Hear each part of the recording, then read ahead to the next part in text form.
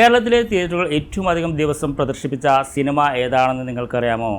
മലയാള ഭാഷയിൽ റിലീസായിട്ടുള്ള പല സിനിമകളും 100 ദിവസവും 200 ദിവസവും 300 ദിവസവും ഒക്കെ കേരളത്തിലെ തിയേറ്ററുകൾ പ്രദർശിപ്പിച്ചിട്ടുണ്ട്. ചിലതൊക്കെ ഒരു വർഷക്കാലയളവിൽ തിയേറ്ററുകളിൽ പ്രദർശിപ്പിച്ച ചരിത്രം നമ്മൾ മലയാള സിനിമയുടെ ചരിത്രം പരിശോധിച്ച് കഴിഞ്ഞാൽ നമുക്ക് മനസ്സിലാക്കാൻ സാധിക്കും. എന്നാൽ ഈ സിനിമകളൊക്കെ പണ്ട് കാലത്ത് കേരളത്തിലെ തിയേറ്ററുകൾ റിലീസായിട്ടുള്ള സിനിമകളുടെ കാര്യമാണ് ഞാൻ പറഞ്ഞു വന്നത്.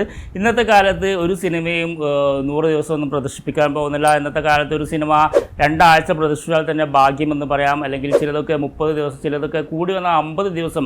അതിലപ്പുറം ഇന്നത്തെ കാലത്ത് ഒരു സിനിമയും തിയേറ്ററിൽ പ്രദർശിപ്പിക്കാൻ സാധിക്കാത്ത രീതിയിലാണ് സിനിമയുടെ മാറ്റം ഉണ്ടായിട്ടുള്ളത്.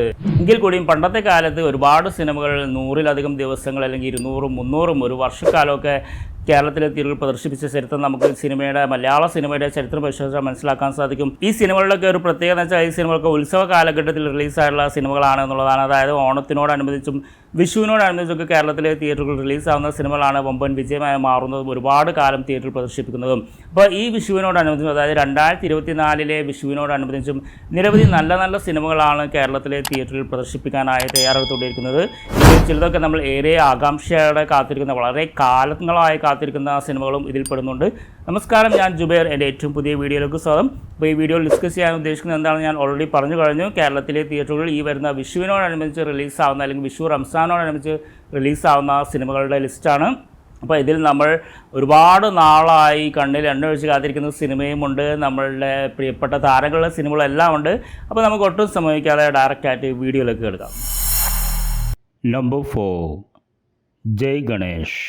ഈ വിഷുവിനോടനുബന്ധിച്ച് റിലീസാകുമെന്ന് ആദ്യമേ തന്നെ പ്രഖ്യാപിച്ച സിനിമയാണ് ഉണ്ണി മുകുന്ദൻ നായകനായ ജയ് ഗണേഷ്. ഉണ്ണി മുകുന്ദൻ ഗണേഷ് ഗംഗാധരൻ എന്ന കാലുകൾക്ക് സ്വാധീനമില്ലാത്ത ഒരു ഡിസൈനറായി അഭിനയിക്കുന്ന ഈ ചിത്രം സംവിധാനം ചെയ്തിരിക്കുന്നത് രഞ്ജിത്ത് ശങ്കറാണ്. മഹിമ നമ്പ്യാർ, ജോമോൾ തുടങ്ങിയവർ മുഖ്യ കഥാപാത്രങ്ങളായി വരുന്ന ജയ് ഗണേഷ് റിലീസാവുന്നത് ഏപ്രിൽ 11-നാണ്. നമ്പർ 3, ആവേശം. രോമാഞ്ചം എന്ന ലോ ബജറ്റ് സിനിമ ഹിറ്റായപ്പോൾ അതിൻ്റെ ആവേശത്തിൽ രോമാഞ്ചം ടീം അണിയിച്ചൊരുക്കുന്ന സിനിമയാണ് ആവേശം. ഇത്തവണ ഇവരുടെ നായകനായെത്തുന്നത് ഫഹദ് ഫാസിലാണ്.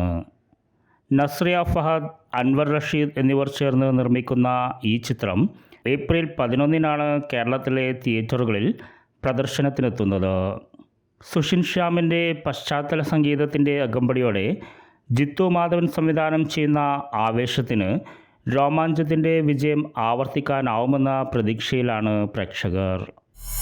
നമ്പർ 2, വർഷങ്ങൾക്ക് ശേഷം.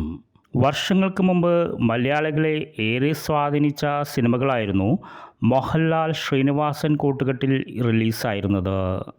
ഇപ്പോൾ വർഷങ്ങൾക്ക് ശേഷം അവരുടെ മക്കളായ പ്രണവ് മോഹൻലാലിനെയും ധ്യാൻ ശ്രീനിവാസനെയും നായകന്മാരാക്കി വിനീത് ശ്രീനിവാസൻ അണിയിച്ചൊരുക്കുന്ന സിനിമയാണ് വർഷങ്ങൾക്ക് ശേഷം.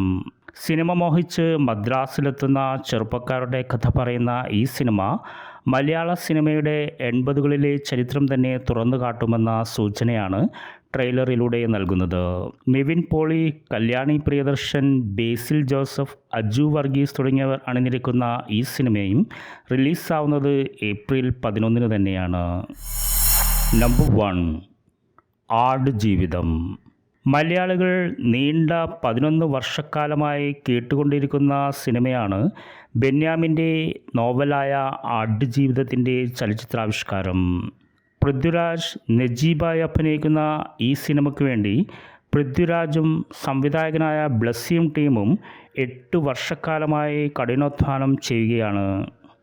ഓസ്കാർ അവാർഡ് ജേതാക്കളായ AR റഹ്മാനും റസൂൽ പൂക്കുറ്റിയും ടെക്നിക്കൽ ടീമിൻ്റെ ഭാഗമായി വരുന്ന ഈ സിനിമ ഈ വിഷു ചിത്രമായാണ് റിലീസാവുന്നത്. മലയാള സിനിമയിലെ എക്കാലത്തെയും മികച്ച സർവൈവൽ ത്രില്ലർ സിനിമയായി മാറാൻ സാധ്യതയുള്ള ആടുജീവിതം ആദ്യം ഏപ്രിൽ 11-നാണ് റിലീസാകുമെന്ന് പ്രഖ്യാപിച്ചിരുന്നത്. എന്നാലിപ്പോൾ ആടുജീവിതം ലോകവ്യാപകമായി മാർച്ച് 28-നാണ് റിലീസാകുന്നത്. അപ്പോൾ ഇതൊക്കെയാണ് ഈ വിഷുവിനോടനുബന്ധിച്ച് കേരളത്തിലെ തിയേറ്ററുകൾ റിലീസാവുന്ന നമ്മുടെ പ്രിയപ്പെട്ട താരങ്ങളുടെയൊക്കെ സിനിമകൾ. ഈ സിനിമയിൽ നിങ്ങൾ ഏത് സിനിമയായിരിക്കും ആദ്യം കാണുക എന്ന് നിങ്ങൾക്ക് ഇവിടെ കമൻറ്റായി രേഖപ്പെടുത്താം. അല്ലെങ്കിൽ ഈ സിനിമകളിൽ ഏത് സിനിമയായിരിക്കും വമ്പൻ വിജയമാകാൻ സാധ്യതയുള്ളതെന്ന് നിങ്ങൾ പ്രവചിക്കാൻ ആഗ്രഹിക്കുന്നുണ്ടെങ്കിൽ അതും നിങ്ങൾക്ക് ഇവിടെ കമൻറ്റായി രേഖപ്പെടുത്താം. ഈ വീഡിയോയെക്കുറിച്ച് നിങ്ങൾക്ക് എന്ത് അഭിപ്രായം ഉണ്ടെങ്കിലും നിങ്ങളുടെ അഭിപ്രായങ്ങൾ ഇവിടെ കമൻറ്റായി രേഖപ്പെടുത്താം. നിങ്ങൾക്ക് ഈ വീഡിയോ ഇഷ്ടപ്പെട്ടു എന്ന് ഞാൻ വിശ്വസിക്കുന്നു. ഇഷ്ടപ്പെട്ടാൽ ഒന്ന് ലൈക്ക് ചെയ്തേക്കണം, നിങ്ങളുടെ സുഹൃത്തുക്കളുമായി ഒന്ന് ഷെയർ ചെയ്തേക്കണം. നിങ്ങൾ ആദ്യമായാണ് ഈ ചാനൽ കാണുന്നതെങ്കിൽ ഒന്ന് സബ്സ്ക്രൈബ് ചെയ്യണം. കാരണം ഇതുപോലെ ഒരുപാട് ഇൻഫർമേറ്റീവ് എൻ്റർടൈൻമെൻറ്റ് വീഡിയോസുമായിട്ട് ഞാൻ വീണ്ടും വരുന്നുണ്ട്. അപ്പോൾ നമുക്ക് അടുത്ത വീഡിയോയിൽ കാണാം. അതുവരെ this is Jubair signing of.